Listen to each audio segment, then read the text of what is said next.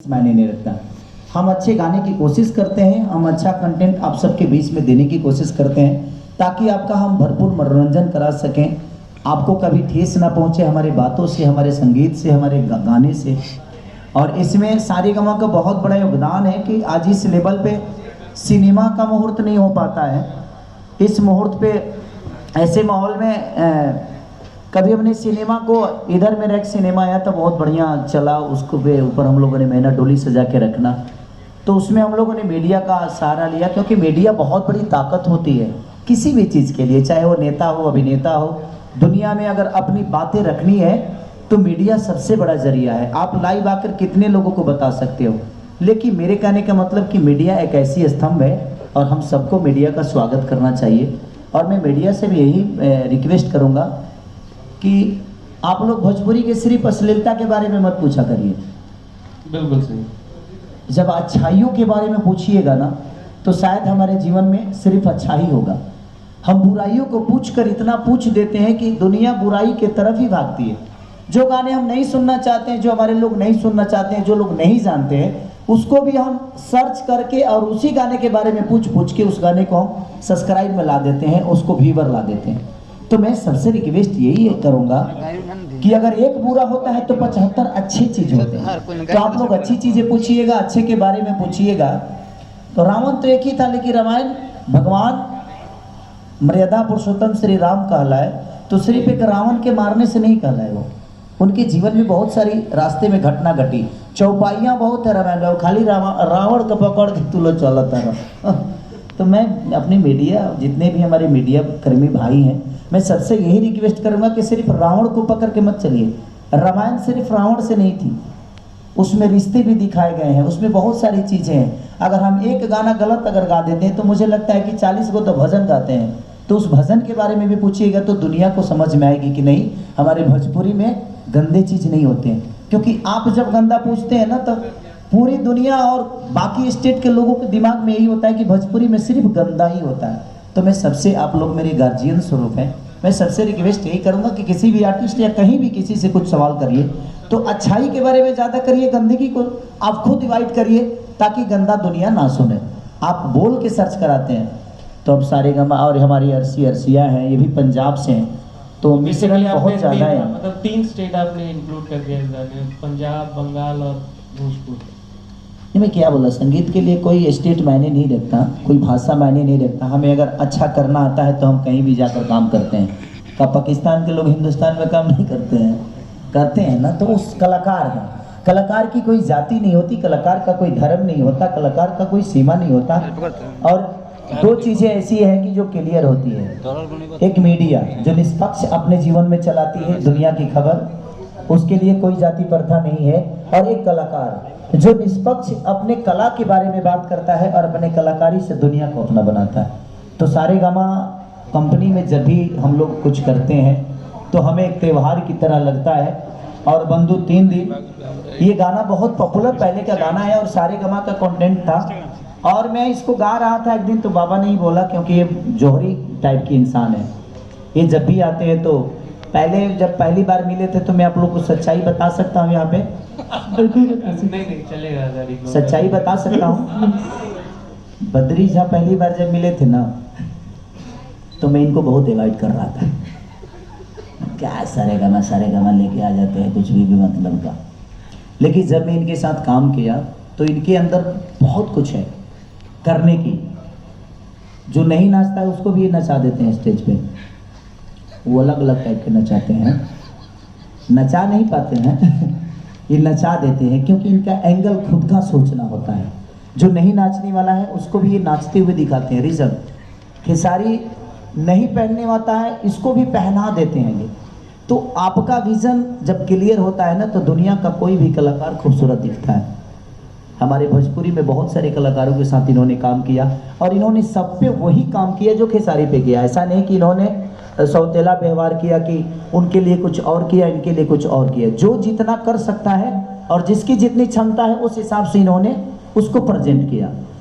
तो ये एक कंपनी की सबसे बड़ी खासियत होती है कि जो हर पूरे परिवार को एक समझता है, वो परिवार कभी टूटता नहीं।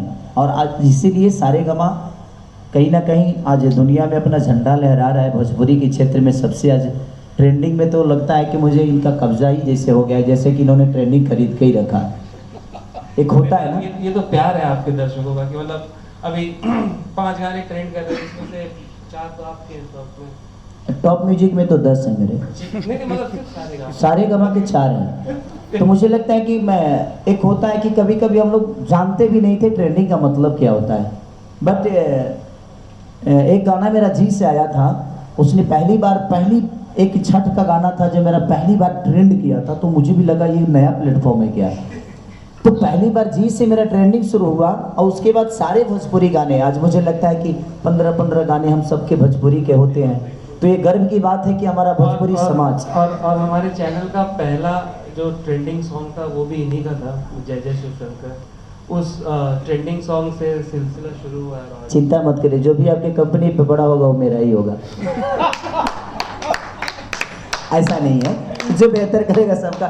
देखिए भाई, मैं कभी कभी मस्ती करता हूँ तो प्लीज़ यार कंट्रोवर्सी और से मत करना यार, नहीं तो मैं बहुत फंस जाता हूँ मतलब कि अपने जुबान की वजह से, क्यों हाँ थोड़ा सा टेढ़ा टाइप का हूँ मैं। तो आशीष जी आपको आपके पास भी है, थोड़ा सा बोल लीजिए ना, तो लोग बोलेंगे जो आशीष जी के साथ हम लोगों ने फर्स्ट टाइम काम किया है।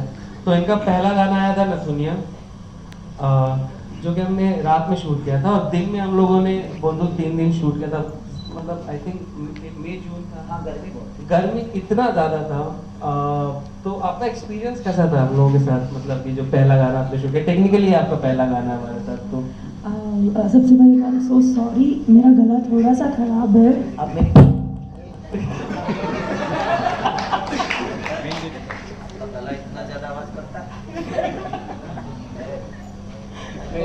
सो या मुझे काम करके काफ़ी अच्छा लगा, क्योंकि ये मेरा फर्स्ट टाइम था कि सारी सर के साथ जो मैंने काम किया है।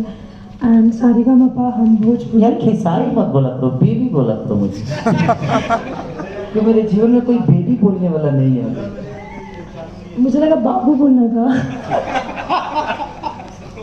ये देख सकते हैं आप केमिस्ट्री क्लियरली। सो मुझे बहुत अच्छा लगा काम करके। एंड एक और स्टोरी है, बद्री सर की एक और स्टोरी है, मैं बताना चाहूँगी। पहली बार मैं किसी सेट पे रोई हूँ, वो बद्री सर की वजह से। इन्होंने मुझे डांट दिया था, लास्ट का शॉट था, इन्होंने मुझे डांट दिया और मैं बोला हाँ मुझे डांट दिया, ओह माय गॉड। और मैं रो रही थी और फिर किसारी सर आए, उन्होंने मुझे गले से लगाया, मुझे चुप कराया, बेटा तुम हार्ड वर्क कर रही हो, तुम्हारा हार्ड वर्क एक दिन रिजल्ट लाएगा। सर आपको याद है? हाँ, मुझे मेरे जीवन में हर चीज मुझे याद रहता है, लोग भूल जाते हैं। तो इसलिए मैं हमेशा कोशिश यही करता हूँ। देखिए, खेसारी लाल के स्टेडम क्या है नहीं है ये मायने नहीं रखता। सामने वाला कलाकार को अगर मैं अपने स्टेडम के साथ काम करूंगा तो शायद काम मेरा ही खराब होता है। इसीलिए मैं कभी भी जीवन में जो भी आर्टिस्ट होता है वो कम वर्क करे या ज़्यादा करे, कोशिश यही करता हूँ कि वो मेरे दोस्त की तरह रहे। और इसीलिए मैं उसको पहले फ्री करता हूँ, बातें करता हूँ, हंसी मस्ती करता हूँ, ताकि उसको ये ना लगे कि खेसारी, इसके दिमाग में ये लगना चाहिए कि दिस इज चिरकुट। ऐसा बिल्कुल भी नहीं था, चिरकुट तो कहीं पे चिरकुट नहीं। नहीं, मतलब कि एकदम यार इसका कोई लेबल ही नहीं है। मैं अपने लेबल को उस इंसान के नज़र में पहले गिराता हूँ कि मेरा कोई लेबल नहीं है भाई, तू बिल्कुल निश्चिंत से काम कर।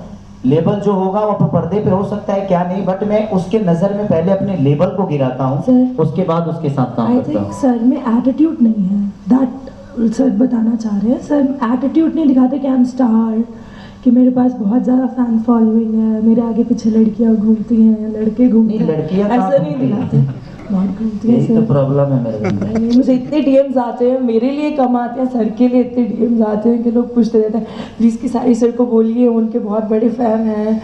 और मेरा गाना जो नथनिया भी था, जो मैंने सारेगामापा हम भोजपुरी से किया था, मेरा एक दो नंबर दे दो यार मेरे को भी, ताकि मैं भी बात करते रहूँगा।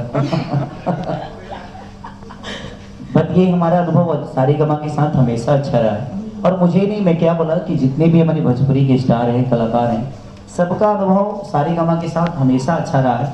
क्योंकि ये अपने कलाकार को कलाकार की तरह नहीं, बेटी की तरह संवारते हैं। जैसे हमारे विक्रम सर, जो कि मैं जब भी उनसे बात करता हूं तो मुझे नहीं लगता है कि मैं एमडी से बात कर रहा हूं, उनसे लगता है कि बड़े भाई और छोटे भाई वाला एक रिलेशनशिप है मेरा उनके अंदर।